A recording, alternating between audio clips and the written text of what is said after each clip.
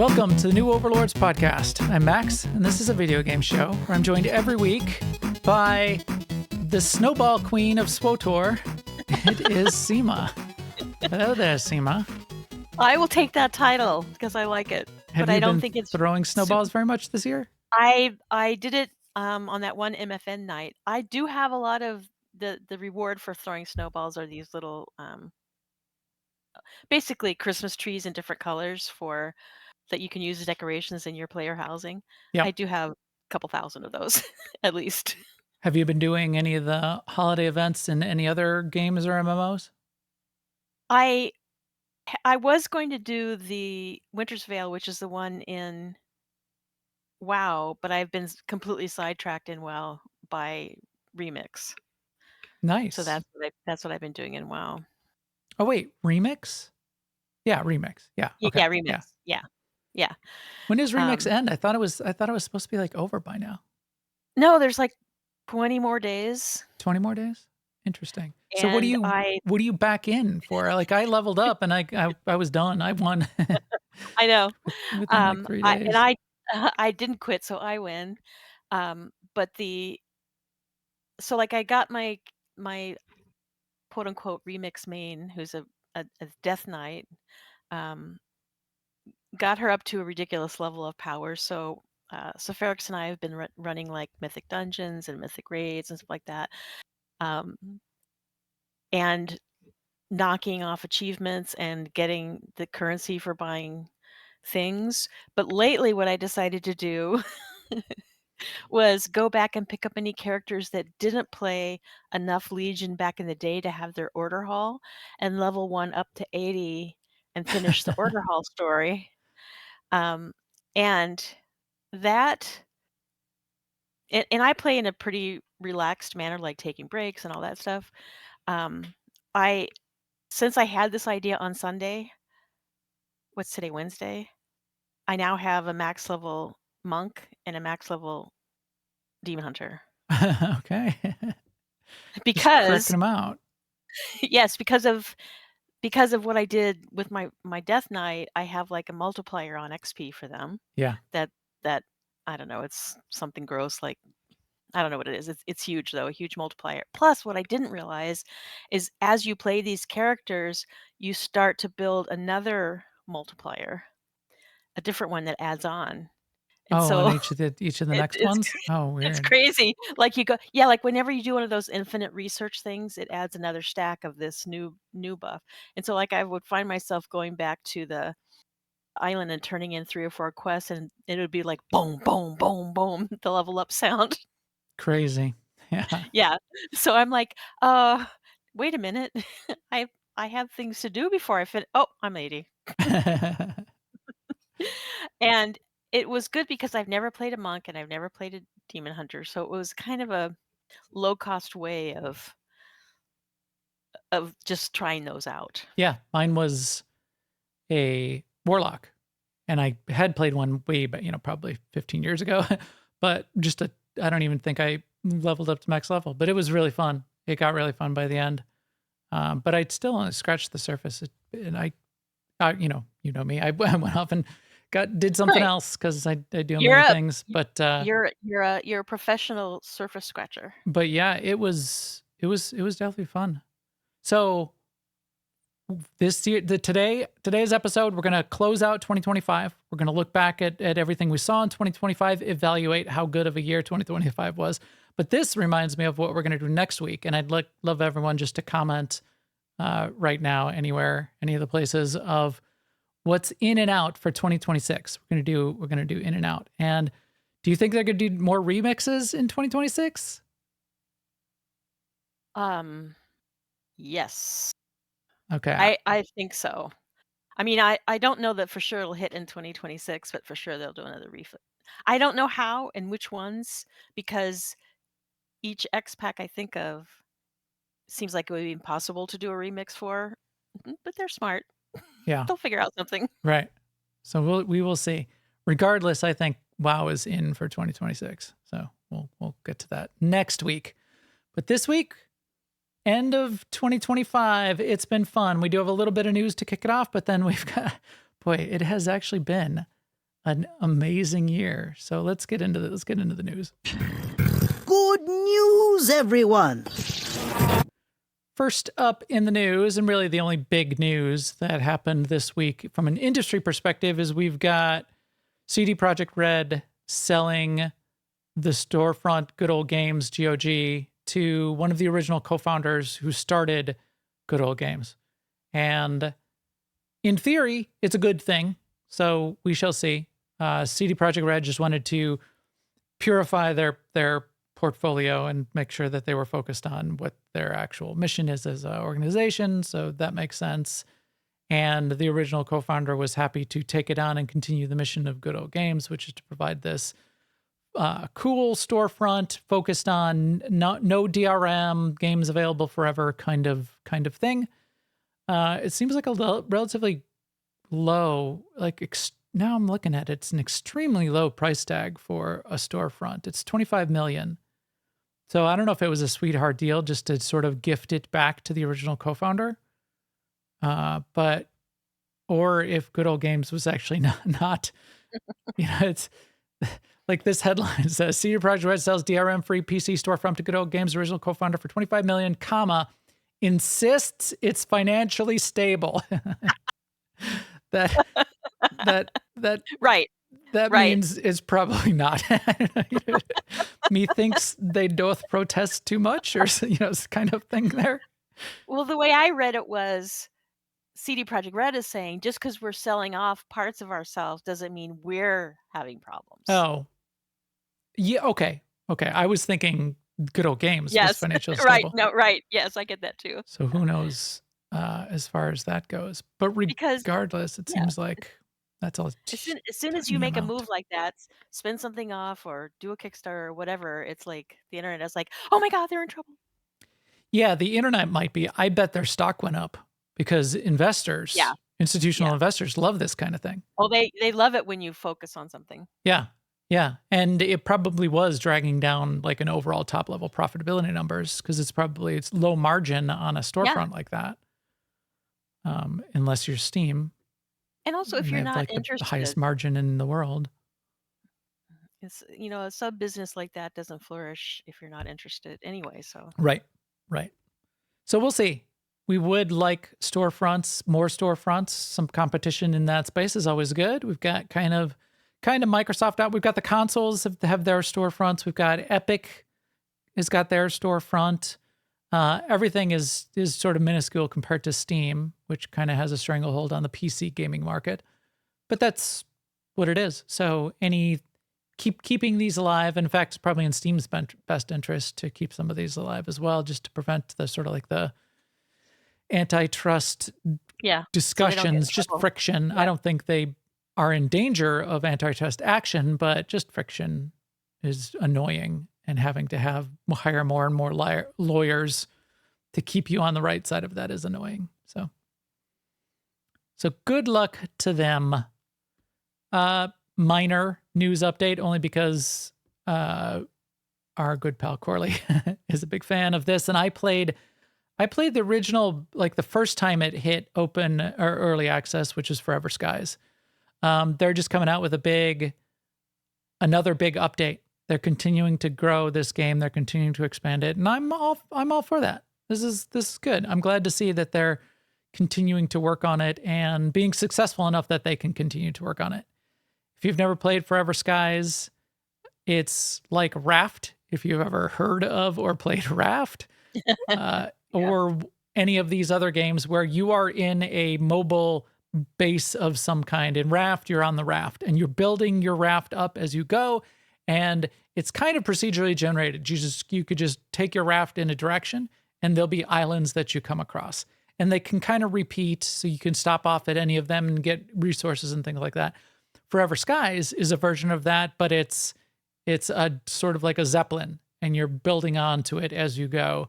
And the idea with the Zeppelin is you're above the atmosphere, and everything below a certain altitude has got, like, on the Earth has been irradiated or whatever it is. It's in bad shape. And you need more and more technology to go lower and lower. And then you get to basically these, the tops of a skyscraper, and you can only go to certain parts in the early game, and you can go deeper and deeper, the later game, and that kind of thing. So it was fun. I liked it, and it does have a little bit of a story associated with it. So I recommend it as one of those survival crafting mobile base games. And then, so that's it, kind of like on the big news. On the coming soon, as we look ahead of what's up in January, there is some stuff coming in January, not a ton. Most of this I pulled from Force Gaming because it wasn't immediately on my radar, but some of these were. He always does a good what's coming next month video, which I really like. So Yeah, he kudos does. to him. January 6th, Star Rupture. Star Rupture is a survival base building game. It looks like a cross kind of between like a little bit of Ark, a little bit of No Man's Sky, but more focused on the base building, and even a little bit of Satisfactory thrown in with base automation. So that looked interesting. I forgot to check how multiplayer that was. It looked like one that I would want to like pull some people into potentially as I try to do. January 13th. What do we got coming up, Sema? Are you into class? Because it's another WoW. Tell me about which WoW Okay, this so is.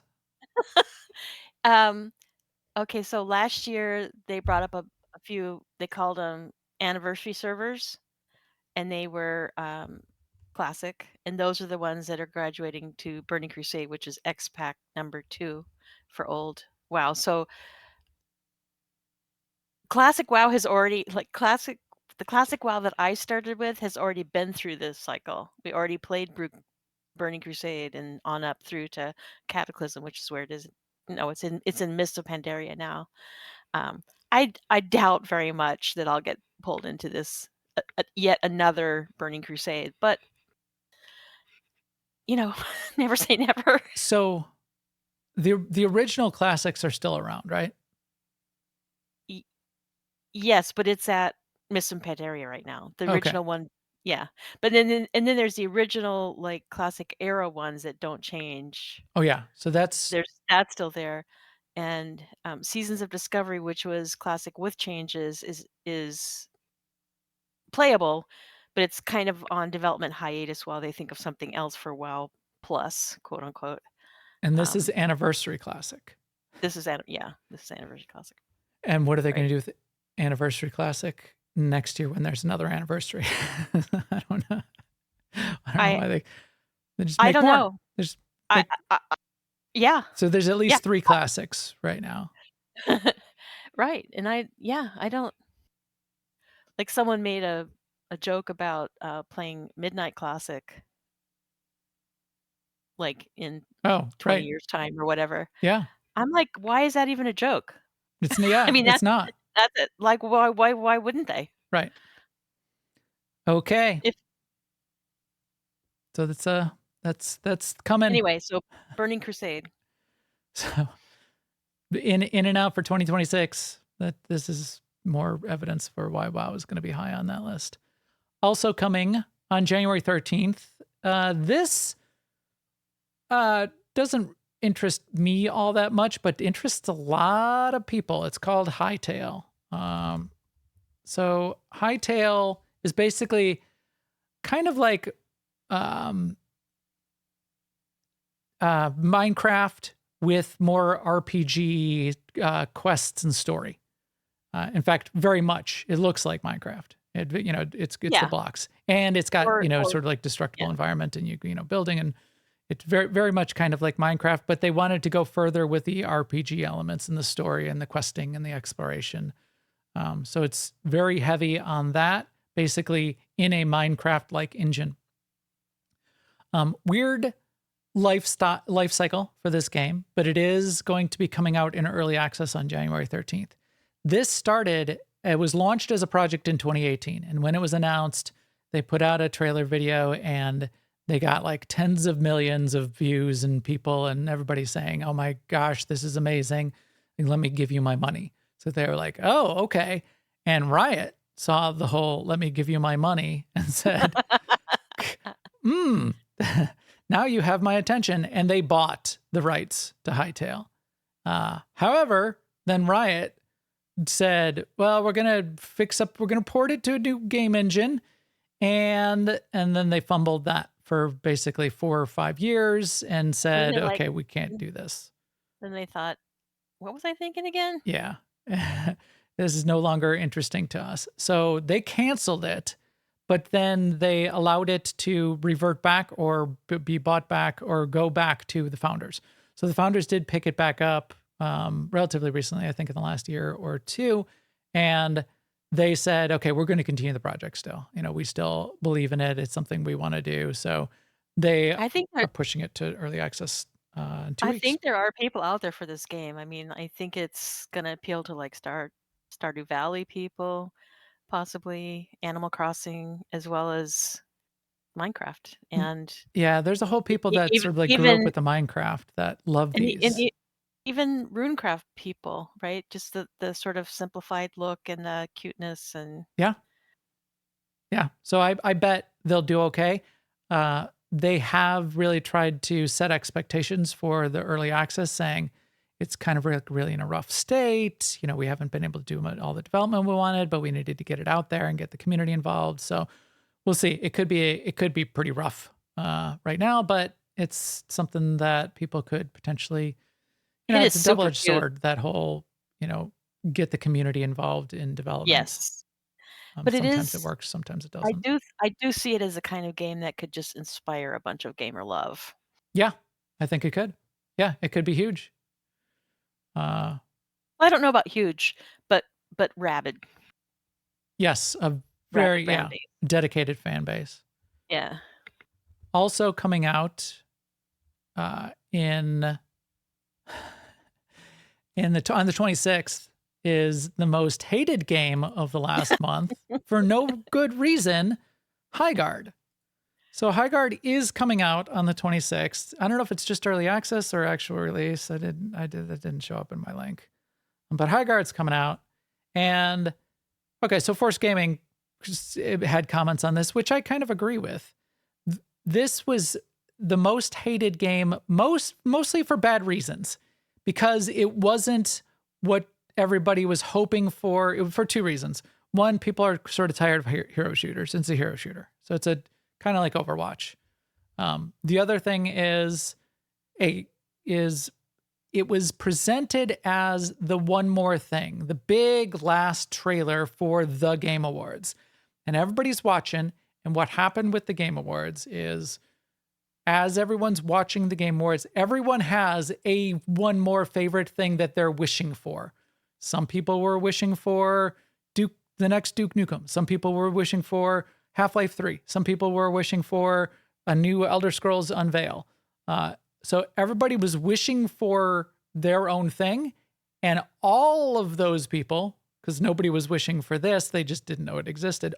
Every single one of those people was disappointed. Nothing was going to be satisfying everyone in that last trailer slot.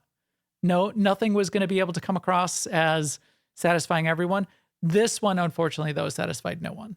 So in addition to the hero shooter fatigue and the way it was touted and made sort of positioned at the Game Awards, it became a punching bag for I didn't get my thing, which is unfortunate because it doesn't look terrible. It looks actually pretty good.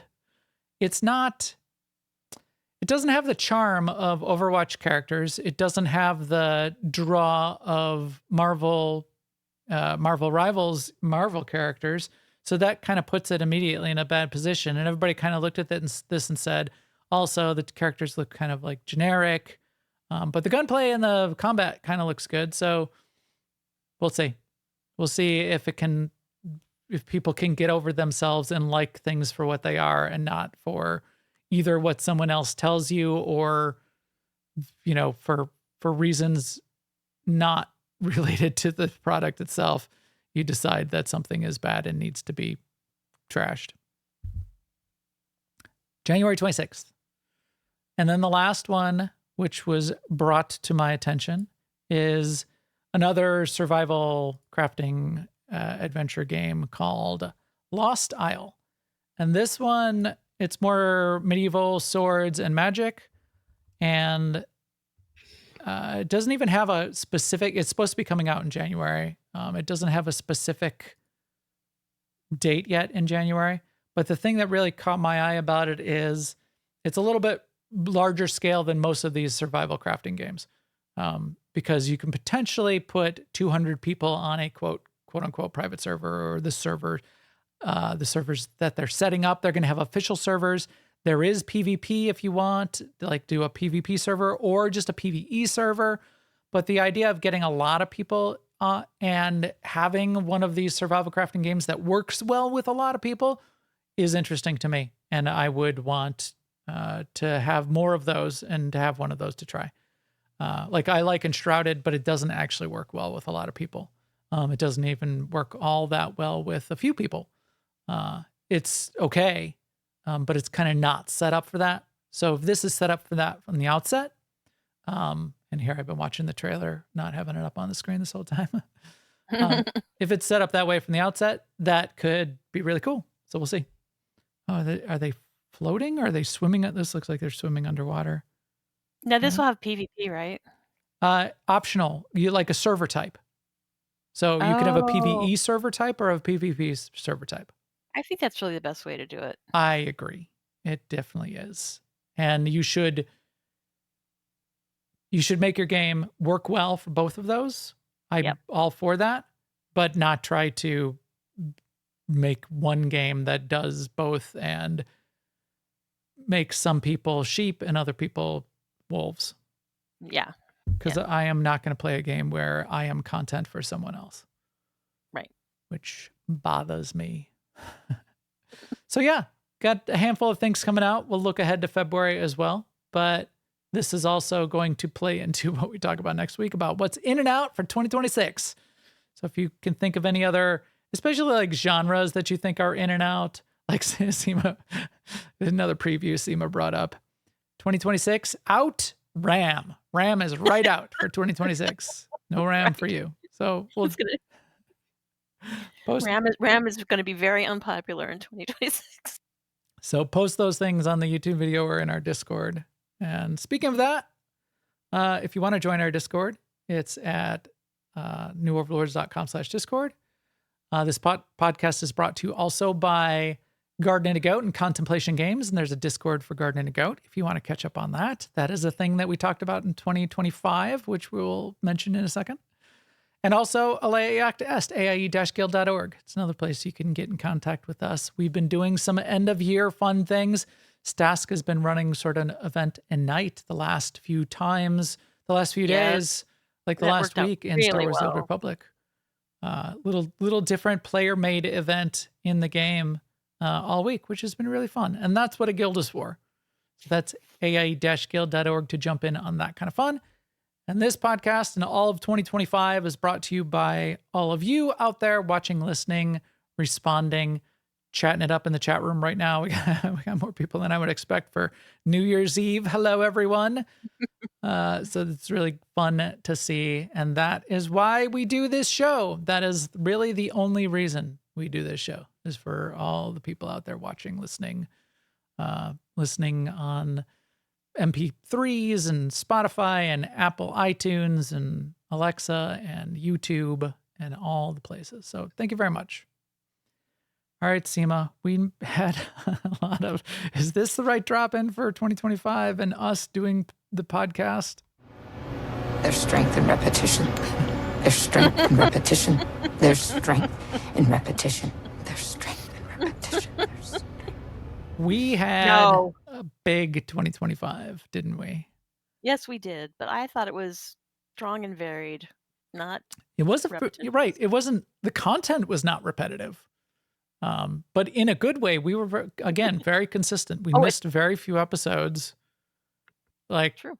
Maybe 2 or 3. I mean, we missed last week. That. And Yeah. maybe only that one. I can't even think of another one. And I mean, last week was Christmas Eve. Yes, it was on Christmas Eve. We're doing one on New Year's Eve, so cut us some slack.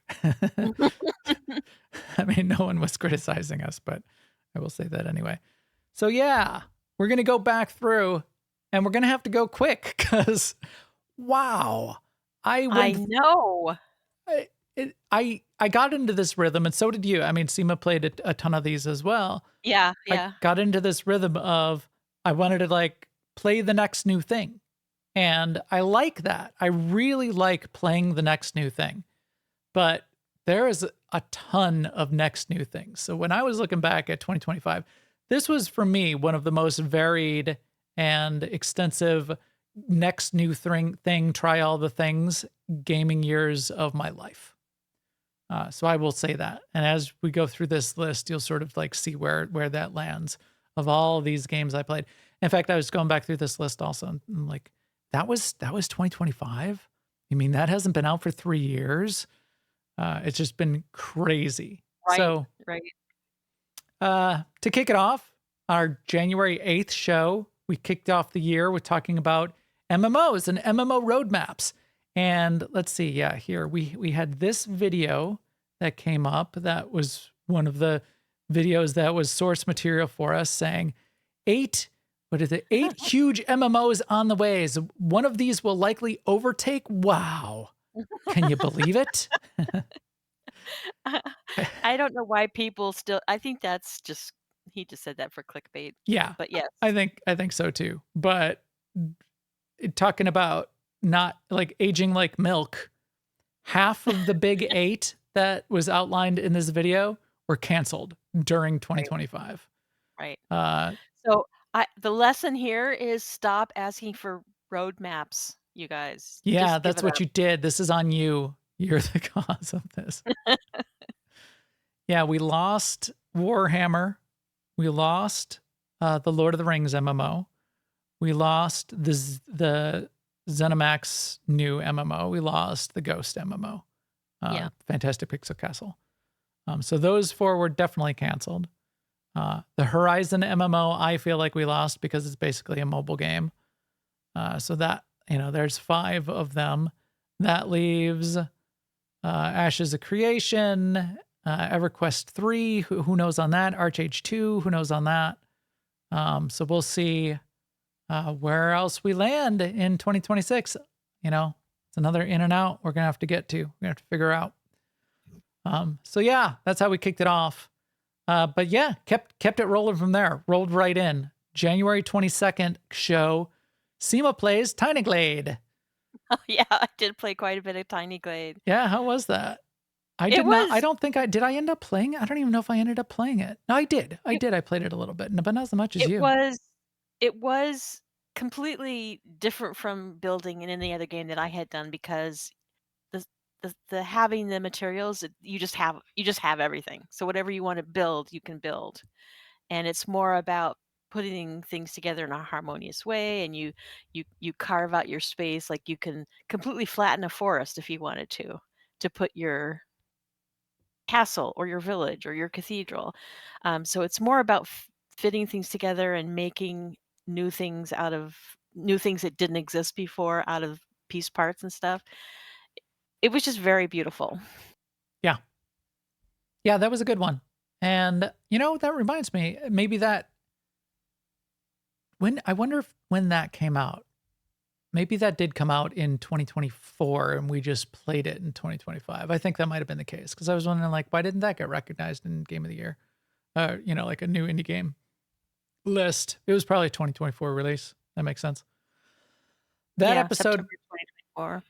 we also talked that episode about a new MMO that's in development that's not on a lot of lists, but in theory is out there and does have some interesting elements to it. And it's called Stars Reach. And I think, for as far as I know, it's still in development. This is Raph Koster deal, and it's sort of like sci-fi themed and a lot of like terraforming. You can like dig trenches and holes and valleys and like make the Grand Canyon. You're sort of like terraforming these planets in the terrain manipulation from a terrain manipulation perspective.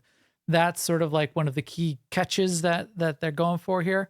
A little bit more cartoony style, so it's not like an Unreal 5 kind of metahuman style. So that will probably serve them better, especially when they're trying to get really procedural and terrain generation like this.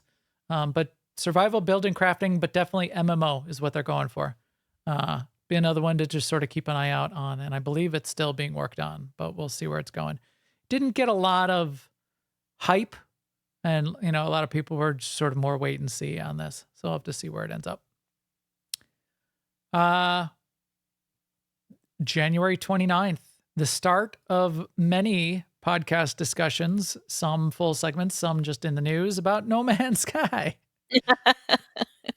So No Man's Sky came out with the World's Part 2 update that the beginning of January, or mid-January there, or end of January. And then 2 weeks later, we talked about the Expedition. So then the Expedition was added on. That was part of what was added in that World's Part 2. They usually drop the update, which has the feature stuff, and then the Expedition gets added on.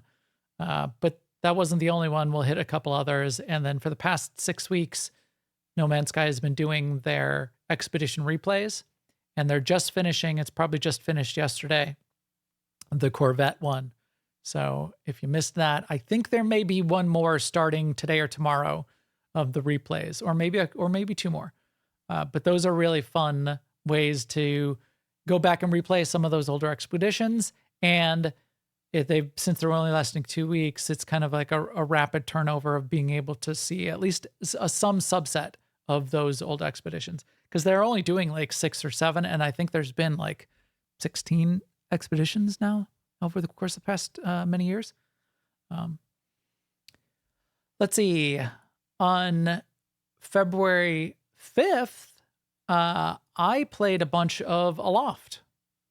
That is another raft-like build your thing and traverse the skies, and building up as you go. In this version, you get on an island and you have these little gliders that you can go from island to island. So it's procedurally generated. There's these islands spread out through the sky. Now, this one is not as procedurally generated.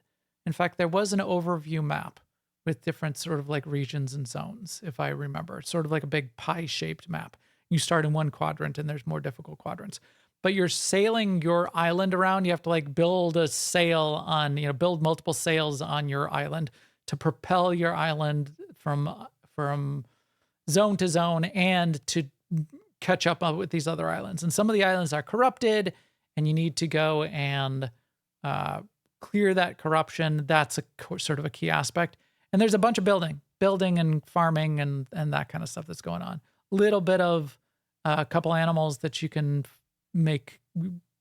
have as part of your farm as well. But yeah, it was pretty good. It's a stylized style that I kind of like, because it's definitely stylized, but it's a little bit chunkier. There's a bunch of games sort of like in this style, but I like it. I think this is a good style to go for, and one of those kind of like time invariant styles that'll still look good, 10 years from now. So that's kind of cool.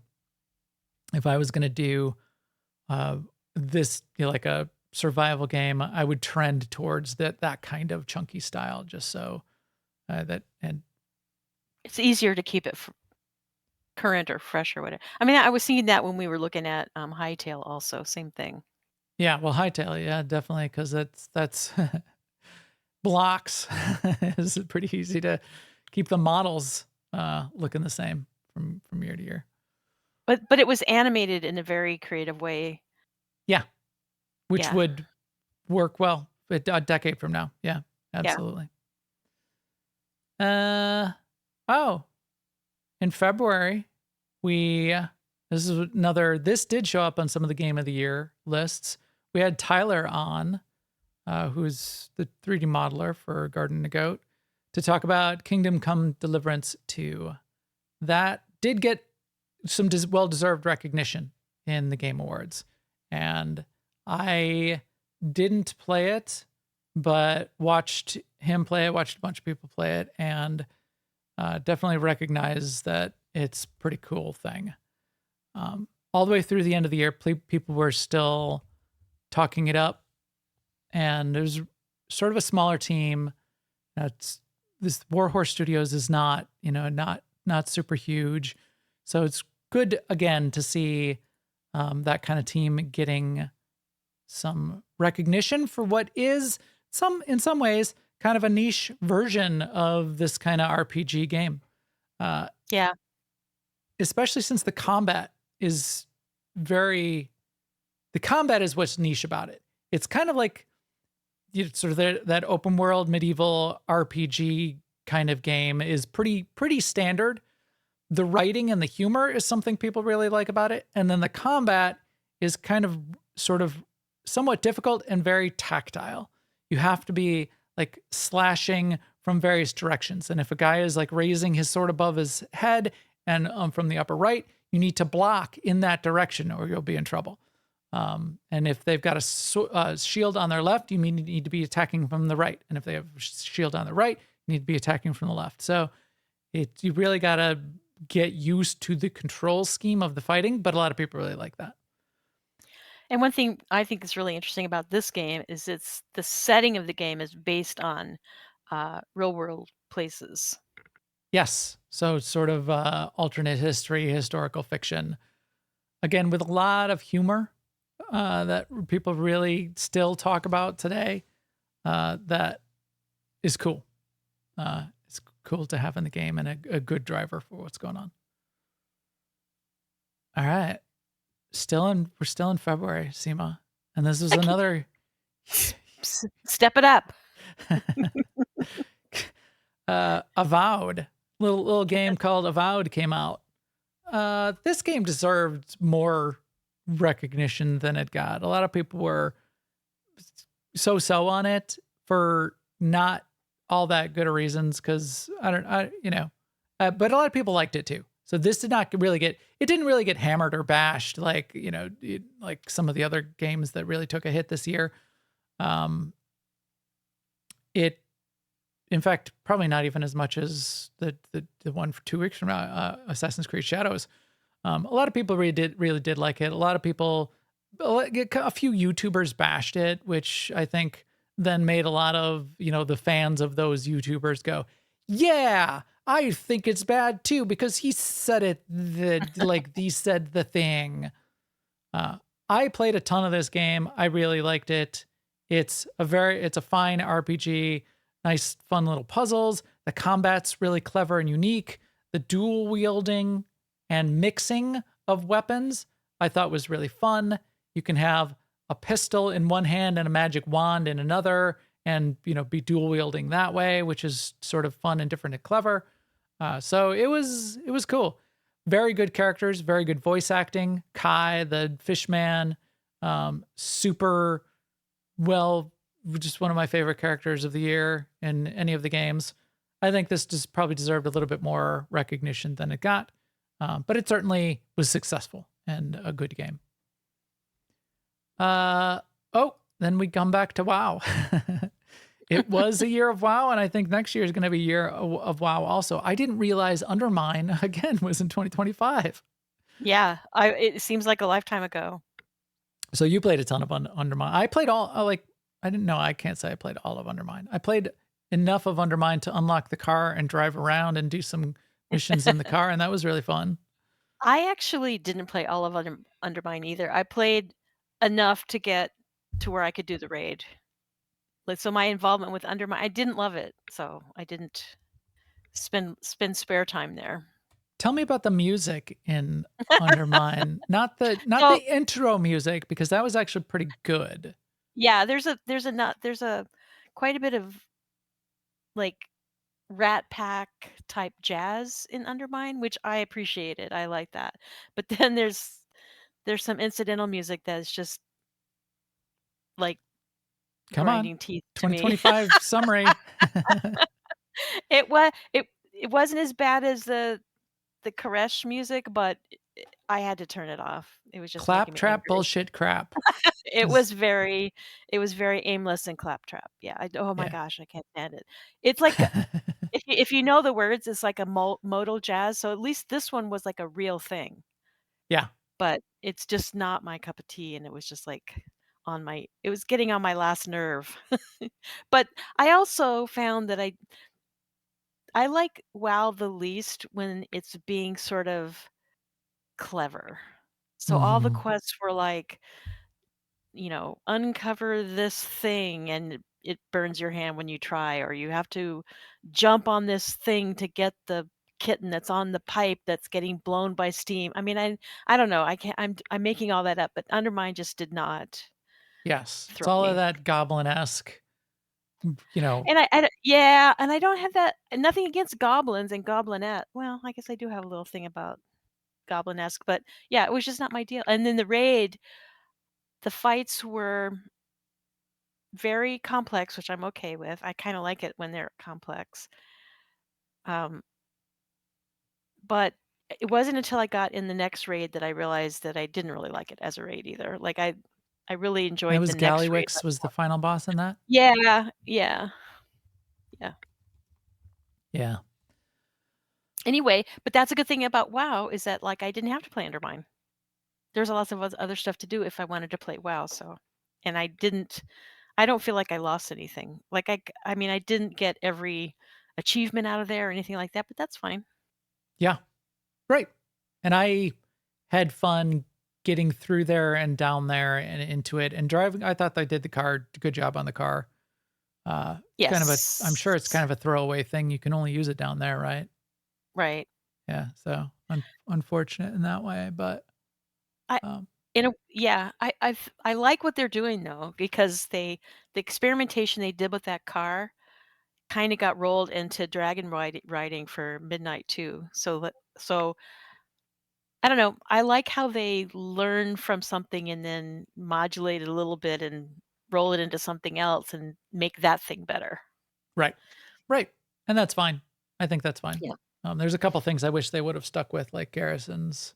I know they Yeah. and rolled a little bit more of garrisons into current WoW housing, but I'm fine with also just having, hey, here's a fun thing that's sort of like a mini game of the moment.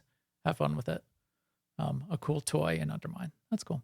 It's a but yeah, exactly. And then learn from that, and if there is a standout high point, to bring that forward.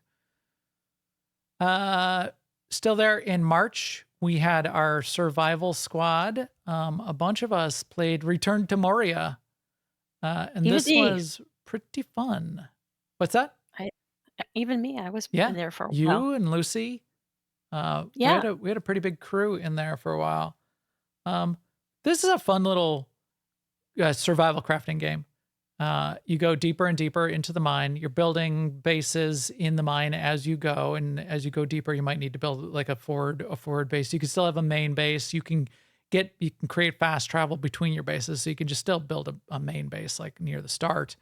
But you're going deeper and further to try to get through Moria, and there's a little bit of a story. So this is after the Lord of the Rings movies. They're trying to restore Moria, but there's still some darkness that has things locked down. It's not the Durin's Bane because that's gone at this point, but there is still lingering darkness of a couple different kinds. Good story, good mechanics of survival crafting. So fun little building. All of it is inside the mine, which is kind of fun. You can even like take over a little half ruined buildings and like rebuild them back up and fix them up and make that your base. There's little there's a mechanic in this that I did like that is definitely something that you could is debatable for a lot of people. I like the horde, kind of like the horde invasion mechanic. Mm. I feel like I shouldn't like it, but anytime I have it in a game, it I get a lot of gameplay satisfaction out of it, and it becomes a driver. Some of Mhm. the games, it's a little bit overwhelming, like Aska, which is coming up later in the year. It was definitely you had to like everything you did, every moment, every click was driving towards protecting you from that next raid. Here you have a little bit more control over it, in that you can see the more noise you make, the more it generates the raids from the goblins and the mines because you made noise. So your noise meter kind of like ticks up and up and up. So you know when it's going to happen. You have a little bit of control over it. and then you can make some defenses and go out there and fight the hordes. What I I liked liked it. about it, as well as being a good game, is I felt like they were good custodians of the setting of The Lord of the Rings, Yes, which good they point. honored it, which I love. Absolutely. It was really well done as far as there was even a little bit of voice acting to introduce it from the voice of Gimli, the actor who played Gimli. I forgot his name. So he voices the intro and like the main dwarf that's sort of like telling you need to go do this thing. It's all stylized, but it definitely felt like a really good Lord of the Mhm. Rings game. Yeah. Yeah. Let's see. And then that moves us into another big one of the year. I think that was underappreciated, although it was definitely appreciated and successful, which is Assassin's Creed Shadows. I thought this was a great game. So this was definitely a top one of the year, although I probably have 52 top games of the year, one for each week. But the super high quality, everything I did in this game, I didn't play it all the way through. I don't play any game all the way through, but I played a lot of this game. And yes, there were two protagonists, and yes, you had to switch between both of them. And I liked that. Some people didn't like it. I did. I liked making that choice of when I wanted to do one style versus the other style. I liked the setting. I liked the art. It was amazing. It was beautiful. I thought it was really, really well done. And then when I went to Tokyo in the summer, it was really fun to sort of like take all the experience that I had in Assassin's Creed Shadows, which is feudal Japan, but the shrines, I was going to these shrines, these ancient shrines actually in Tokyo and Kyoto. And it felt like the things that I had seen, being able to see it in real life just was incredible. So very cool. I think it's a great game. I definitely recommend playing it. And I've got very few bad things to say about this game at all. Nothing I would do differently. I think they did an amazing job on it. We'll click through a couple of these next few a little bit more quickly because we're still just there in March. April, beginning of April, Atomfall. So Atomfall was sort of Fallout-like, but in alternate history, Britain, the nuclear reactor goes bad and breaks a part of the British countryside. I played a bunch of it. I did like it. It wasn't everything that I had been hoping for. It was a little bit more difficult to get into and a little bit less sort of like, unfortunately, Fallout-y. Little bit less of everything that Fallout is, which is tough. It's tough on them being a smaller team to sort of do this thing. But if you're going to make something that looks and feels like Fallout, but not measure up to what Fallout brings to the table in terms of either mechanics or story or in setting, it's going to fall a little bit short. It was still a very well done game. It's a very good game. It just wasn't enough to carry me into the future like a Fallout game would have. After that, another game we both played quite a bit of and did get some good recognition in the Game Awards on all the platforms, all the various awards, which was South of Midnight. Remember that, Sema? Remember? You there? You muted? Yes, I was muted. Yes, I do remember I really liked that game. I especially liked that you could turn off combat. Yes. I think this was one of the ones that was recognized for accessibility. And That was an eye opener for me because not only could you turn off that wall jumping, you could turn off combat altogether, which kind of blew my mind. I'm like, why would you ever want to do that? And I did it. I'm like, oh, this is awesome. right. Yeah, there was a series of mechanics, sort of like combat-ish mechanics. There was the wall jumping, wall running. There was the chase scenes. So there's like the dark force or whatever chases you in a couple sequences. Mhm.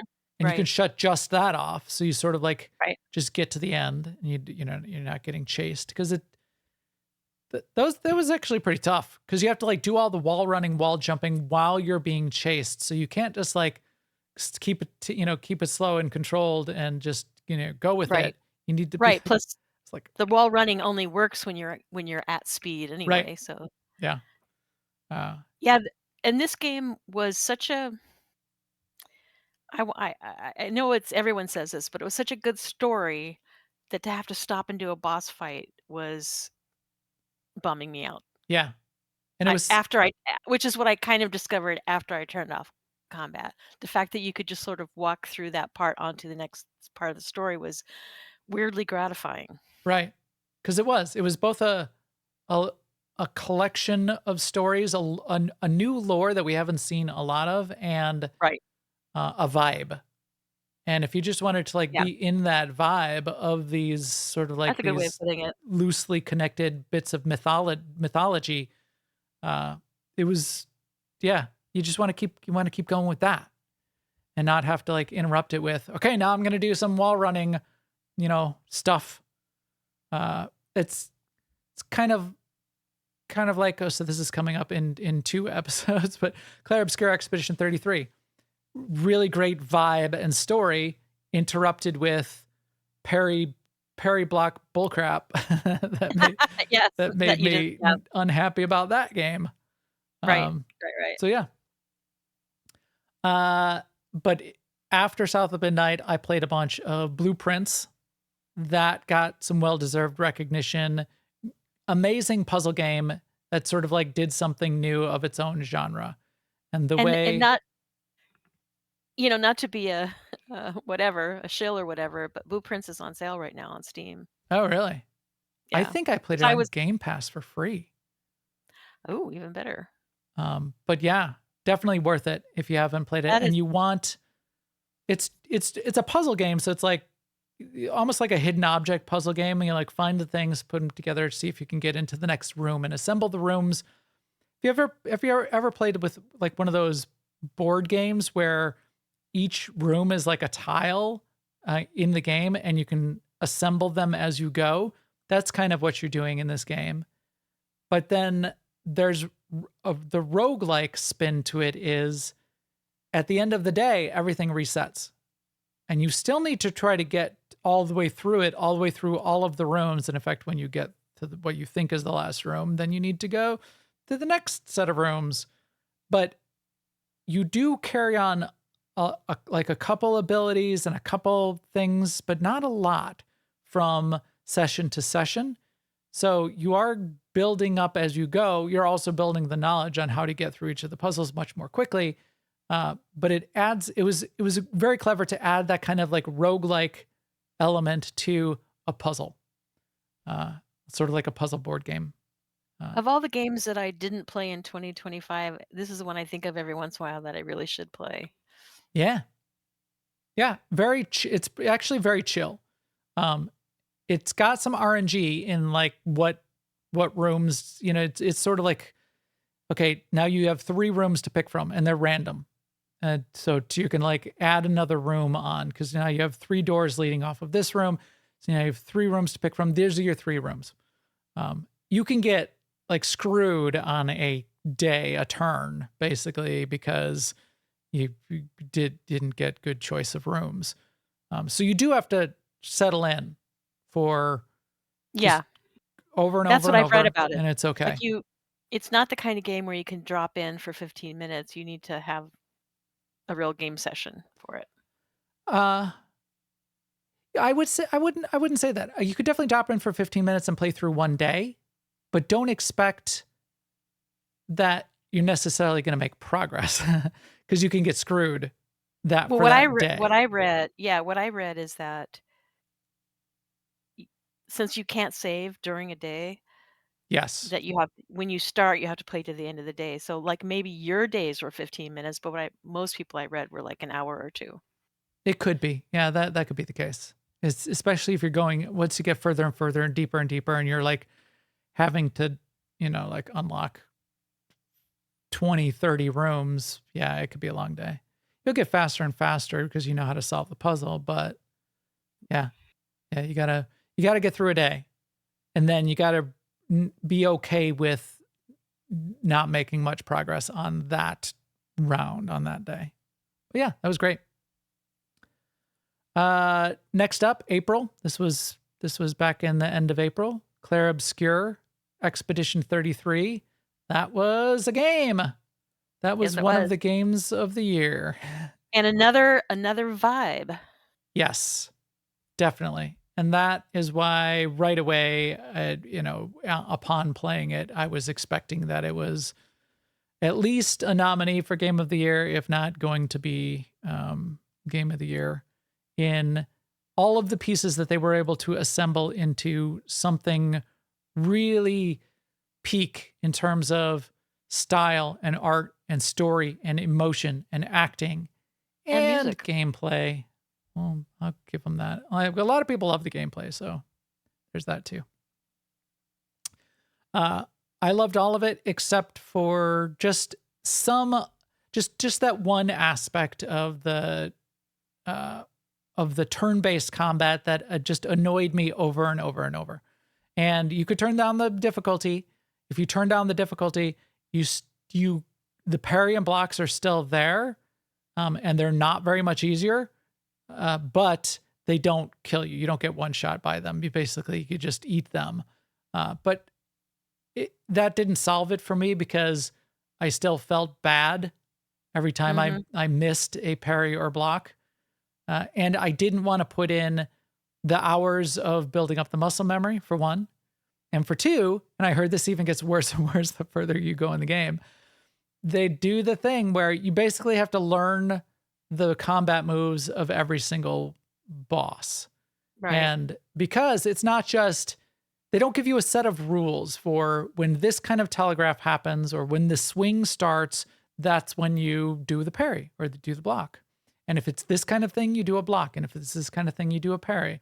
And then they had, I think there was jumps also, but instead they would do, okay, now when this boss, when it does its swing, it's not the first time it does its swing because it's going to balk. It's playing you. So if you do your parry or block the exact way you did it on the last boss, you'll fail this time. Ha, you suck.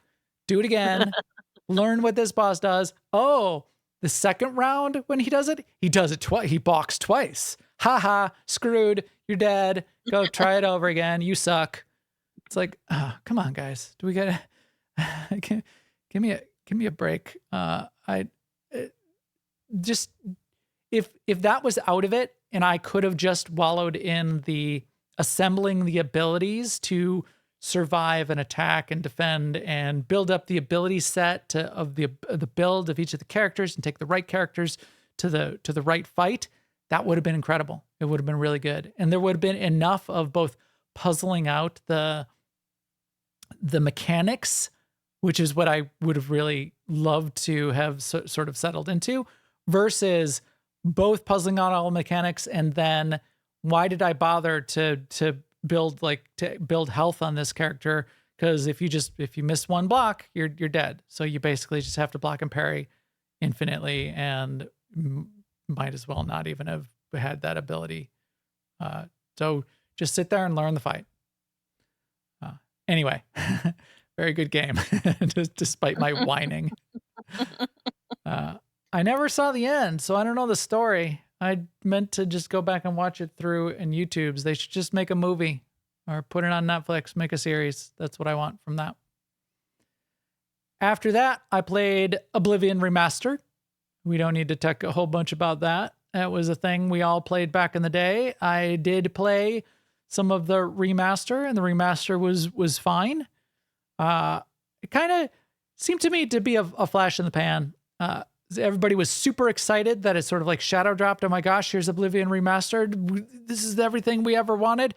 But then, people kind of like played it and then we're good with it. And nobody was like, oh, this is bad or dumb, or I'm not thankful for it. But I bet the rate of people even playing it all the way through was probably lower than you might expect. But it was fine. It was good. It was a good remaster. And if you liked Oblivion, it was definitely worth it. After that, another game which did show up in the Game of the Year awards on a couple lists was Doom: The Dark Ages. One of the places it did show up on the Game Awards was accessibility. Uh, um, I had a lot of fun with this game, much more than I expected. And I think maybe some of that accessibility is part of that. It's a very arcadey Doom game. You're just like shooting all the demons. Just like, you're the Doom guy and you're just like running around and shooting, and this is the one where he's got the shield. That was sort of like a big part of the mechanics. Where's the gameplay? I don't want this. Here we go. And you get a weapon that grinds skulls and shoots bone shards. You get another weapon that's like a big shotgun, and different weapons have different strengths. And you can like throw the shield. You could like build up the tree of each of the weapons, but you're mostly just like button mashing, smashing the hell out of everything in front of you. And the thing is, in this game, the button mashing, just button mash everything and just blow up everything, works great. I'm sure maybe if you played like super deadly nightmare difficulty. I played like the standard difficulty though, and I don't think I ever died. Just button mashed my way through it, and it felt really fun and good. Just like button mashing the hell out of everything, just smashing all these. Whatever you wanted to do. You want to shoot them with a shotgun? Go ahead. Shoot them. You want to throw your shield at them? You just want to like run into them and like run around and like punch them in the face? Yeah, sure. Go ahead. You win. You did it. I loved it. It was really kind of fun that way. And I think you can like even turn down the difficulty such that button mashing in that kind of clever way will just get you through it and make you feel like you're like really good when I know I'm not. And it was great. It was fun. So that was cool. I had a lot of fun with that, with what I played that week. Okay, we're halfway through, Sema. RuneScape Dragon Wilds. That was another survival game with the word RuneScape slapped onto it. Right. It was fine. It's fine. It's kind of sort of like a, just like another one of those, a little bit Valheim-y, a little bit. Here's another one. It reminded me of almost like Palia-ish in its art style as well. Building, crafting, snap the pieces together. And then it had kind of like a weird RuneScape-ish spells system built onto it. Oh, right. Yeah, I'd forgotten about that. That kind of made it a little bit different. I think that was what they were kind of trying to bring as their secret sauce, their way to do things different. And it didn't really click with me completely because some of the spells were a little bit weird and discordant. It's not like what you would expect. Like one of the spells was conjure an axe that you can throw in front of you, and any tree that it hits, which is a maximum of 2 or 3 trees, it'll chop down those trees quicker. It's like, okay. I mean, I guess that's mildly interesting. It had a little bit of delving into little dungeons that ended up being pretty hard. So a little bit of like action, definitely action combat-y. You could go and like level up your abilities and go and get new weapons to get through it a little bit easier and quicker, but not a lot. So, it was enough of a challenge in there. A little bit of platforming, jumping around in those dungeon areas too. But same as with all the survival crafting games, build a base. You get like teleports between your different bases. You have to build a forward base because you're going to like each new zone. The crafting was fine. So it was like fine. It was definitely early access, so they could go further with this and make it into a big thing. In 2025, it was fine. So I will leave it at that. Then we get to, and again, this doesn't seem like just in June, but Dune Awakening. Dune Awakening launched in June. We had been talking about it for a year. Crazy. Yeah. If not more. Corley and I talked to the developer team, I think 2 years ago at PAX. That Dune Awakening came out in June, and that was a big thing for me. And I was very happy with Dune Awakening. I played a ton of it, and I've logged in once every 2 weeks since June, even though I kind of stopped playing after a couple months. And I still think it's a great game. I can't wait for them to add more to it. I think I think the mechanics and style of how it's put together are really good. There's just the one element of it, of the end game, that I didn't like and continue to not like, which is it's one of those games where they're trying to mix PvP and PvE into one world and just make that the game. And I just think that if you're going to do that, then it is just a PvP game and you're going to be serving only a PvP crowd. Don't try to say, yes, we're definitely a PvE game as well, when in the end game, in this case, you're going to put all of the PvEers into the position where they are prey. You know, that's the role you get to play. Oh, sure, you can play PvE. You're just a victim, though. You get to play the part, you get to RPG as a victim that the PvPers then get to like chase down and kill as much as they can. I don't want to be a PvPer's content. If I want to play a PvP game, I'll play a PvP game. There's PvP games that I like. And if I'm going to play a PvP game, I'm probably going to play a balanced PvP game. I'm going to play Overwatch. I'm going to play, League of Legends. I'm going to play, a PvP game that's made to be a PvP game. You try to mix it in with the PvE stuff. In this game, I want to survive. I want to build my base. I want to mine spice. And I never got to get to the full final fantasy of driving the spice crawler in the spice sands in the deep desert, because that's PvP zone. And I didn't want to put up with that. Yeah, they changed the deep desert. They made half the deep desert a PvE zone. All of the best stuff in the best areas were still all PvP. They continued to change it and tweak things and open it up. So who knows? They could eventually get all the way to what where we PvEers would hope for, which is just give us a PvE server.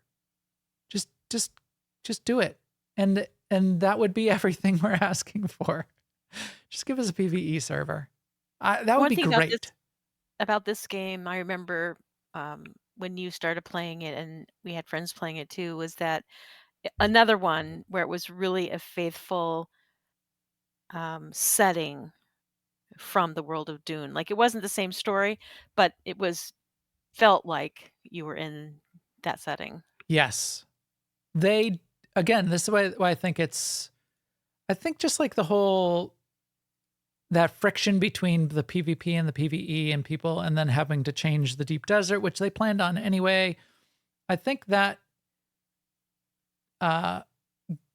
basically decreased their overall rating in the minds of the journalists and press more than was warranted, because it is an amazing representation of the Dune universe in a new style of game. So it's a moderately massive multiplayer world that they've created, that you can go in and experience Dune in a way that really wasn't available before, and is really, really well done. So yeah, I think it deserves more recognition than it got. But it will persist and exist for years, if not decades, because it's just that kind of world and environment and the kind of gameplay population that I think can sustain it for Funcom and allow them to build within it for many, many years to come.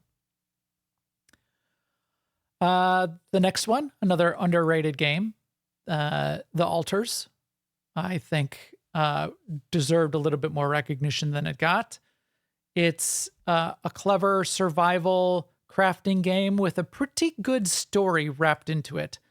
The clever parts of the base building that I really liked in this one was the base building is based around, let's see if they have a picture of it here. I'm not seeing the picture of the really, oh, there it is. I just missed it. You are in this weird kind of like giant wheel vehicle. I'm not even showing it. And you're snapping rooms in as you build up over time. And if you've ever played like Fallout Shelter or like the Tiny Tower game mobile games, where you've got a floor and you build an elevator, and then you build a couple rooms off of that, and then you build another elevator up and you build a couple rooms off of that. That's what you're doing inside of this big mobile base, which is sort of like a giant wheel. So you're looking at it from the side of this giant wheel so that you could build up a bunch of these bases on the inside, build a bunch of these rooms on the inside. And then the rooms are like, oh, here's a refiner room and a crafting room and a shield maintenance room. Yeah, there's a picture of the big wheel. The big wheel keeps on turning. Through and wrapped around all of this is the story. And the story is you are a guy, you get stranded, maybe potentially for nefarious reasons.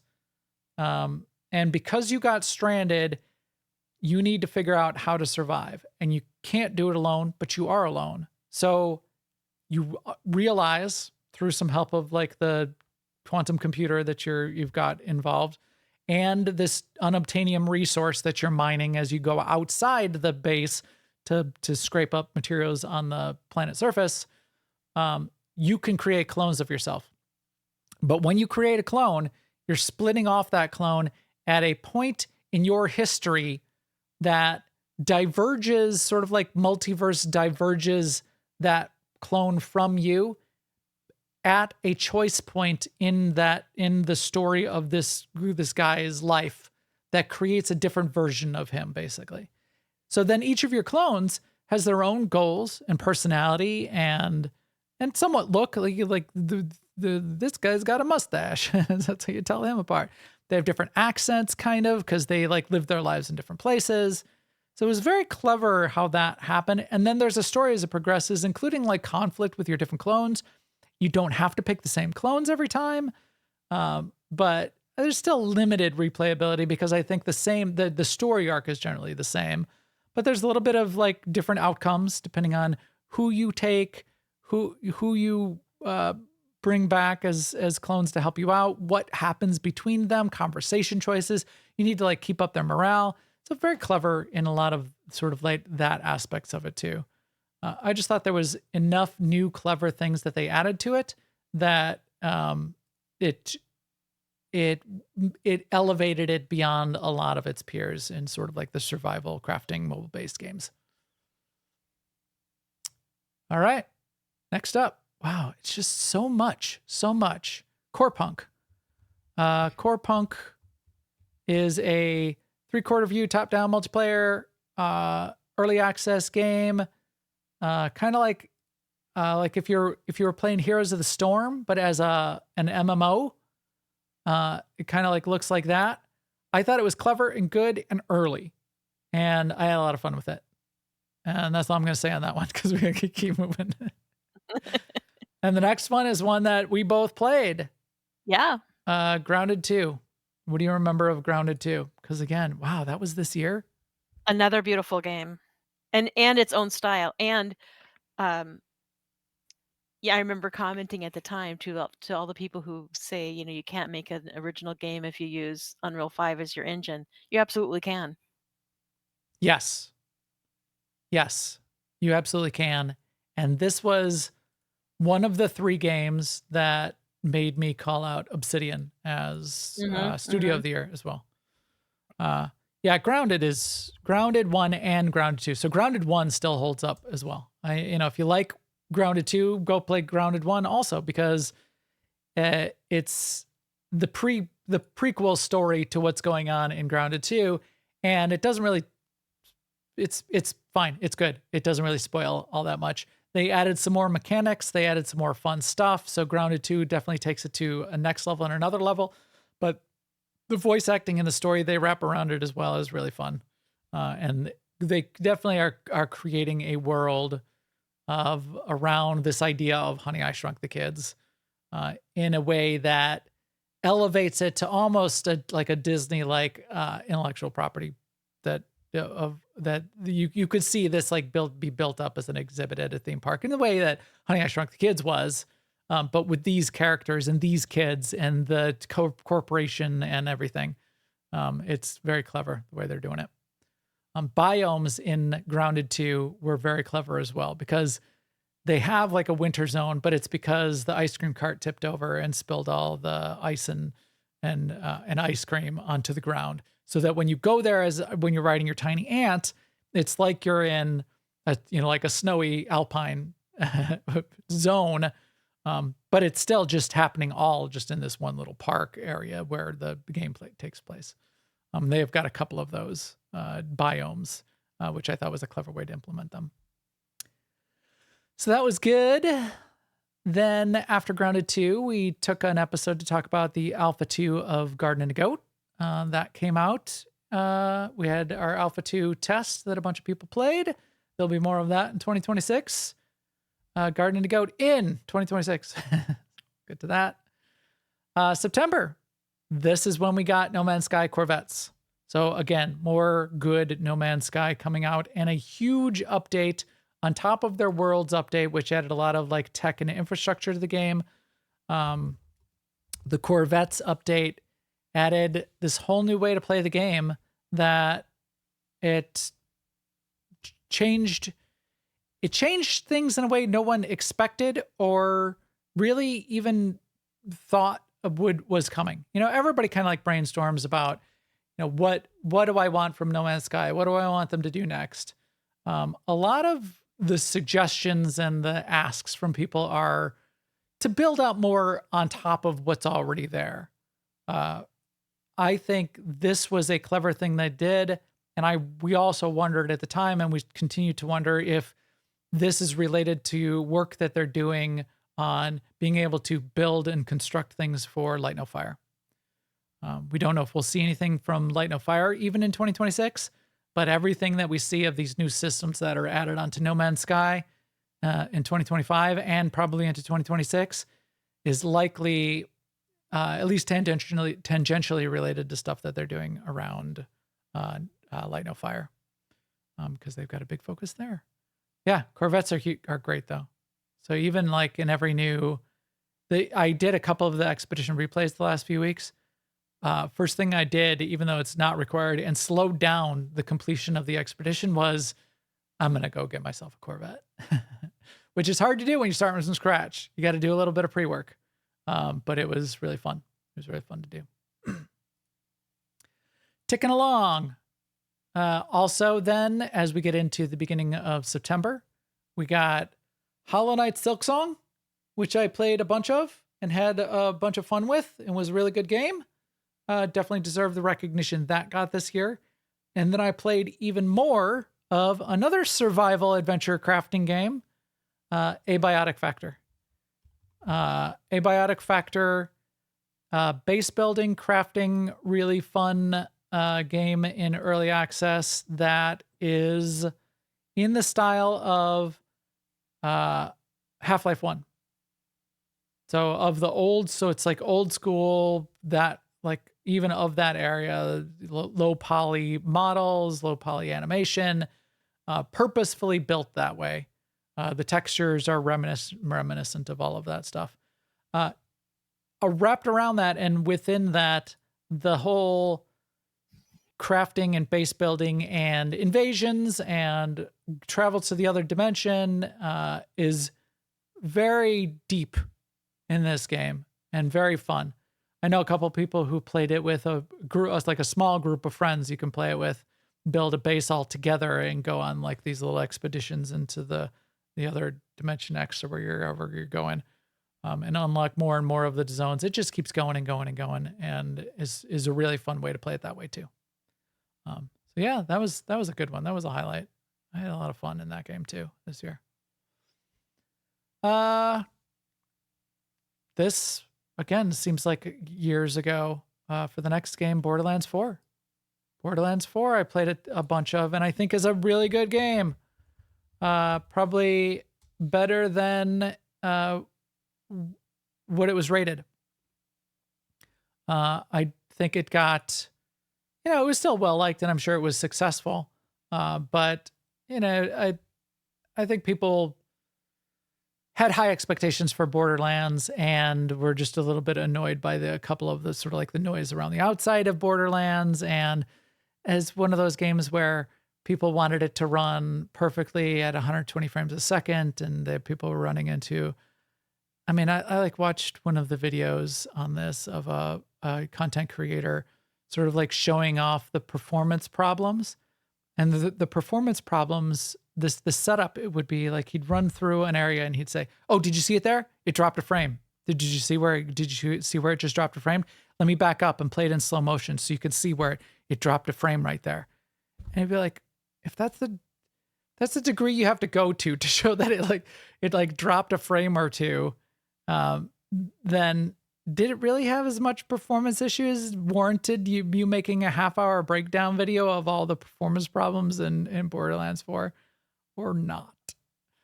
People wanted it a little bit more open world than it was, but it was really, it was fine. And still people still probably to this day are having a lot of fun with it. So that was another game. Goes on and on, doesn't it? Jump Space. I did not get my friends, my crew, my survival squad out there to play Jump so-called Space. friends. Yeah, what the heck? Guys. I had to go play Jump Space early access by myself, by my own bad self, but still had fun doing it. So there's a couple of these games out there now, which is sort of like Sea of Thieves in space.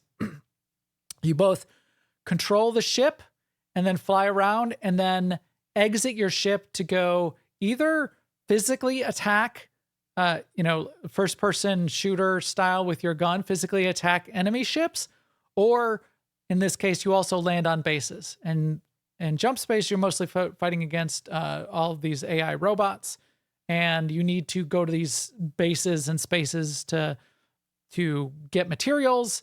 But then you take it back after you finish the mission. You get to upgrade your ship. You get to add on to it. You get to upgrade the ship as you go. If your ship takes damage, you do need to be running around like putting out fires and that kind of thing. You can get boarded. Very, very fun. Movement is really, really good in Jump Space. You have a grapple, and the grapple is it's a really well done mechanic to allow you to travel and traverse quickly around different areas. You do need to latch on to grapple points, but there are a lot of them. They're very generous, and they allow you to get back to your ship quickly, get onto an enemy ship quickly, get around a facility quickly, and it felt really, really good. The other thing that they did a really good job on was I'm weightless in space, and when I get to my ship, now I have simulated gravity on my ship. That transition, which No Man's Sky does well for their Corvettes too, felt good. And it's a mechanic that I really like when it's done well, because there should be no up in space. But if you want to have gravity, simulated gravity, when you're at a location, fine. But then be clever about that transition and allow me to get back to the enemy gate is down when I get into actual free fall space, which they do. Then moving into October, my survival squad, because they were already there, Stas got me into playing, and I played a lot of 7 Days to Die, because 7 Days to Die announced and launched their 2.0. And with that, we got to start from scratch. We set up a server and all started playing through together in a group, in a combined base, a group base, combined missions, combined zombie horde, blood moon nights. Had a ton of fun playing 7 Days to Die. I could definitely see it going back with our crew and doing it all over again, or continuing with what we've done. The studio who's making it continues to expand on it. In fact, in the 2.0 update and then a couple updates leading up to it, a couple of the hardcore fans, not like the content creators, I wouldn't say a couple, percentage of the hardcore fans weren't all that satisfied with like the features and changes to the game, but they're continuing to refine. They're continuing to update. And this will be a game, I think, that will do a good job of being fresh and new and something you can go back to over and over for a long time. It's a good one. All right. Ticking on through here, Sema. We're not doing too bad. Hades 2 came up in October. Hades 2, I agreed, should be on the list for probably should have been Indie Game of the Year over Clair Obscur. I don't think Clair Obscur is indie enough to call that one an indie game. And Hades 2 is a little bit more indie. I think Hades 2 was just really, really well done. It was everything that Hades 1 was taken to the next level, and the attention to detail in its style of art and lore and vibe just knocked it out of the park on all fronts. And then as a roguelike, definitely crazy crazy advancement or just continuation, best in class of roguelike genre. So really, really good. I am a fan of Hades 2. And then I played a ton. Again, was 2025 a year of WoW, and will 2026 be as well? I played a bunch of Remix. I played it in October, and I played it for like 2 weeks. Hardcore. And you're still playing it, Sema. So Yeah, I played it a little bit in October, and then I came back to it really during the holidays when I had some downtime, and that's when I really got more into it. So we talked about this at the start of the show. Yeah. I do expect, because it's so successful, it it seems like one of the most successful versions of WoW. I guess we don't know the numbers and we can't see the numbers. Do you mean Legion or do you mean Remix? Remix as a style over. Oh. I mean, do you think like Remix is more popular than like the various I classics? don't know.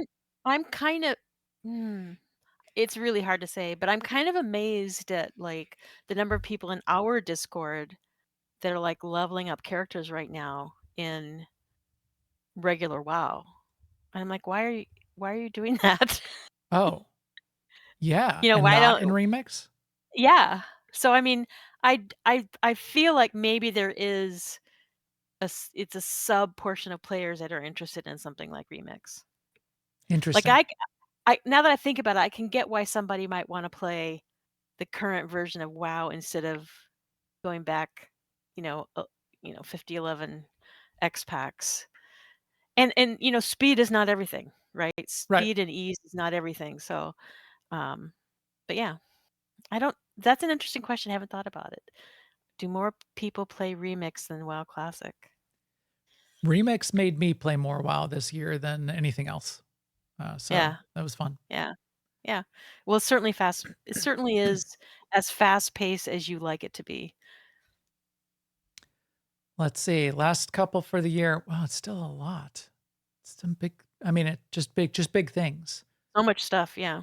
At the end of October, we wrapped up, or we poured one out, although it's still ticking along at least for another 6 months. New World.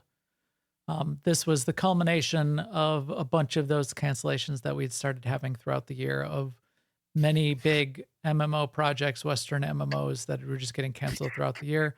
And this one really caught us by surprise. Yes, because I had been playing it and continued to hold it up as, I think I would still say, it's top 3 of my favorite MMOs ever.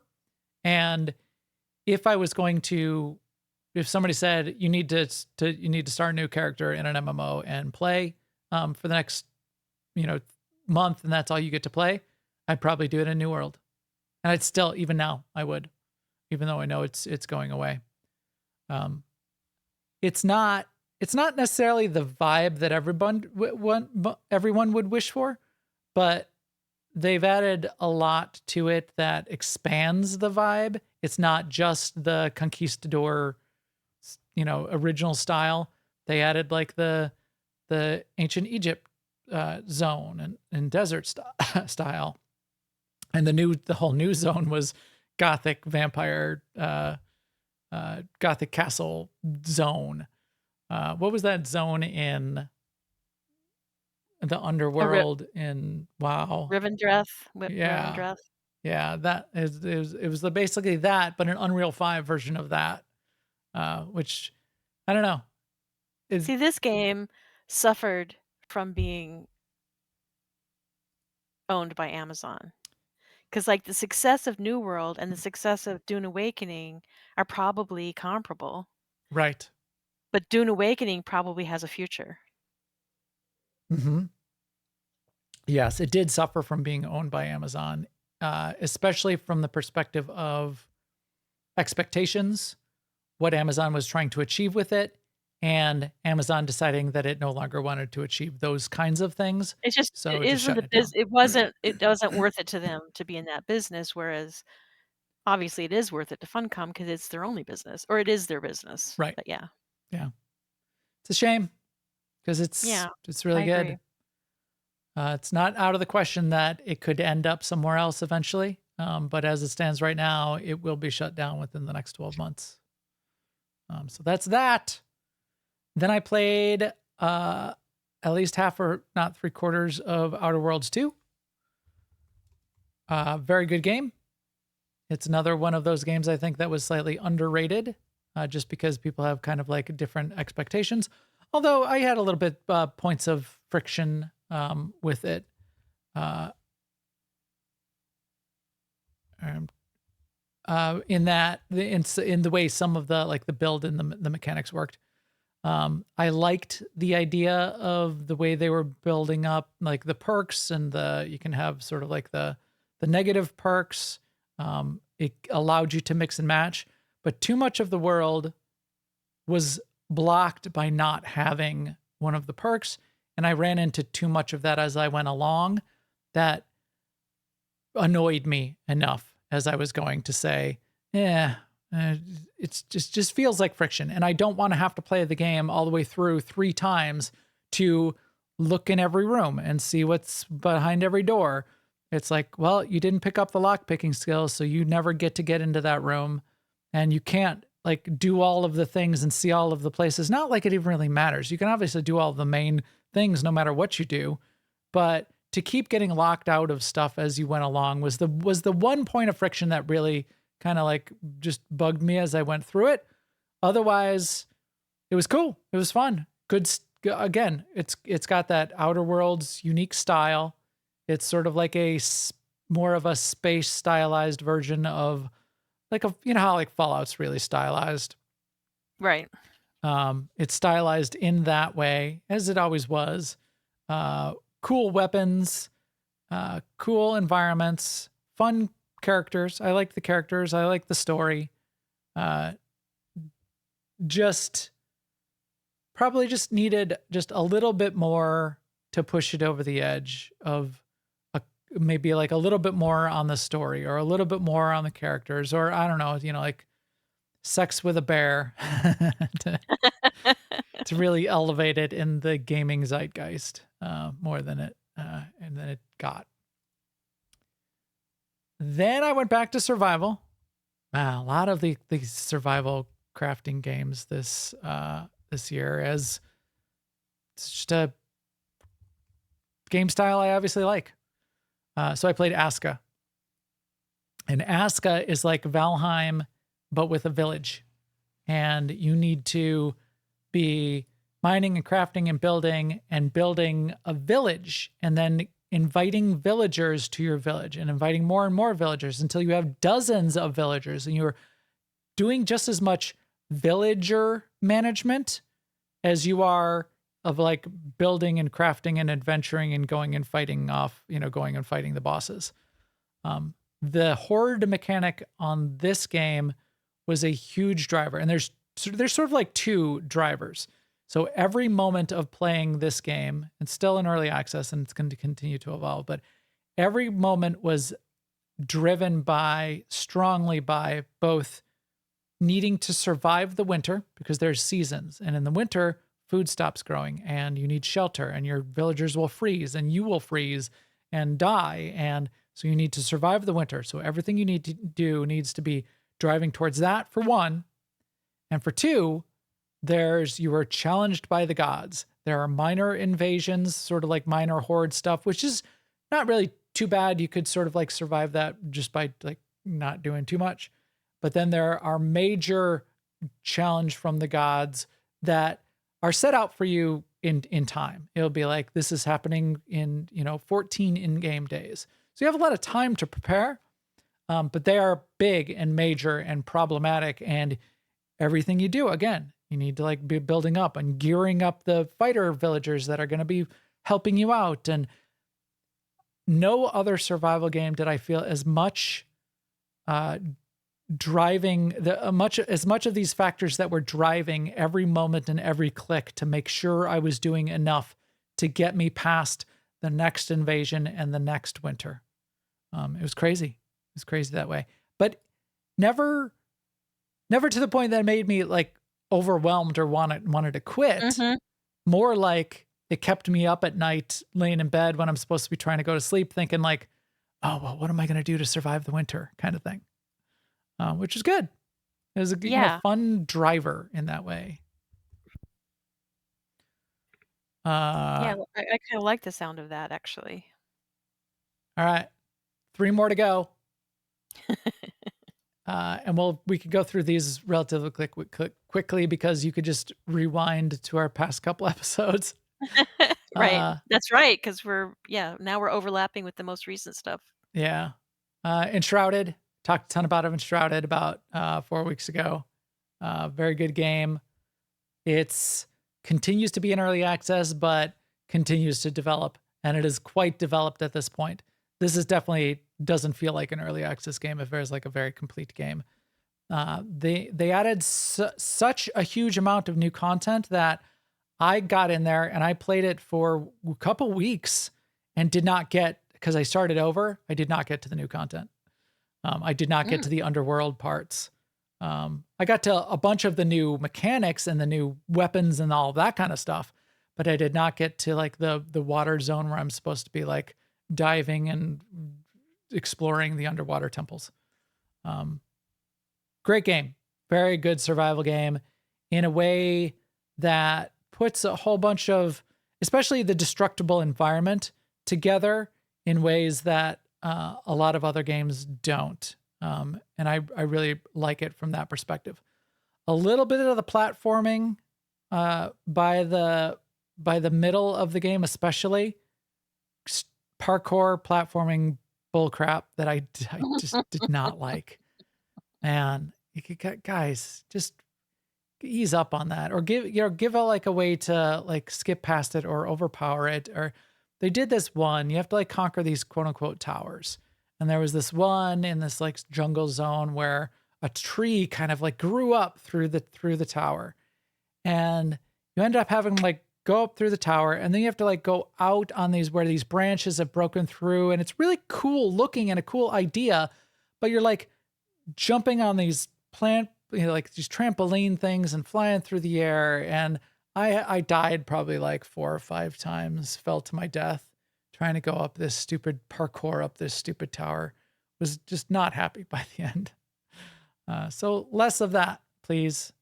I want to do this, crafting exploration. I don't want to don't throw in mandatory, like parkour, Souls-like combat Expedition 33 parkour. Don't like throw in another annoying thing. If I want to play a parkour platformer, I'll go play a parkour platformer. Don't think that you like being clever and like throwing that in. It'd be like I'm playing solitaire, and in the middle of solitaire, I have to I do a fighting match against another person. I don't want to do that. I'm playing solitaire. I'm playing a card game. So yeah. And a lot of those games too, the tools and the engine, like macros and stuff that they use, don't really support this one-off type of mini game, and so it's a little goofy. Yeah. Little, it can feel a little janky. They do a pretty good job of it, but yes, it can feel a little janky. It's not designed for that. Whereas like a platformer is designed around that. All the mechanics, all the movement is designed for that. Yeah. So Anyway, the rest of it is brilliant. So play Enshrouded. It doesn't work that great for a larger group. It works okay with a small group. It kind of, in my view, works better solo, unfortunately. And then 2 weeks ago, or 2 episodes ago, I played a new MMO, brand new MMO, Where Winds Meet. This is wuxia style Chinese made MMO. In this episode, we asked the question, is this where the future of MMOs is going to come from or be sustained? We got like 4 major MMOs that were canceled from Western studios in 2025, and at least 2 or 3 and more, probably 4 more in development from Eastern studios. So maybe that's just where it's headed and how things are going to be. It was pretty interesting offering. It does include a couple of those sort of like gacha style mechanics, not overly and not too overtly, but not doesn't feel super pay to win of the parts that I played of Where Winds Meet so far. But you are going to have to get some of that kind of like Eastern style monetization and get used to that if you want to be playing these kinds of new MMOs. A little bit more of Souls-like combat, action combat, but felt pretty good, done pretty well. And then I think it could probably use a little bit more polish to sort of like bring it together. It tries to do a lot of things. Like there's like 18 different currencies in the game.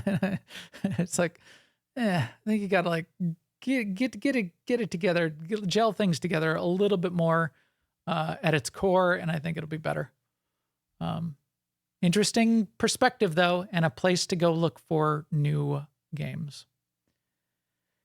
And then last episode, which was 2 weeks ago, we brought it back to our roots of where this podcast got started with Star Wars: The Old Republic, 7.8 update. 7.8 finally got us back on track in terms of the story.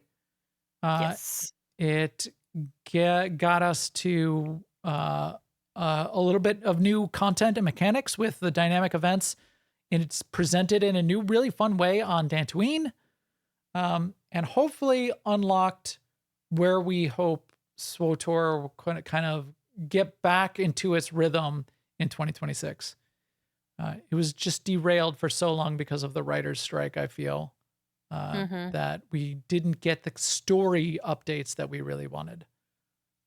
So now they've shown us a roadmap of going into 2026, where in theory, we will get the conclusion of this whole story arc with Malgus and Shae Vizsla and Hedda Cole, and potentially the launch of a new story by the end of the year in their December update.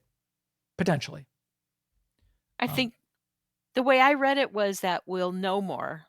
I mean, this story is going to wrap up. I don't think we'll see 8.0 before the end of the year, but I know Maybe a lot not. of people say we are, but I don't know.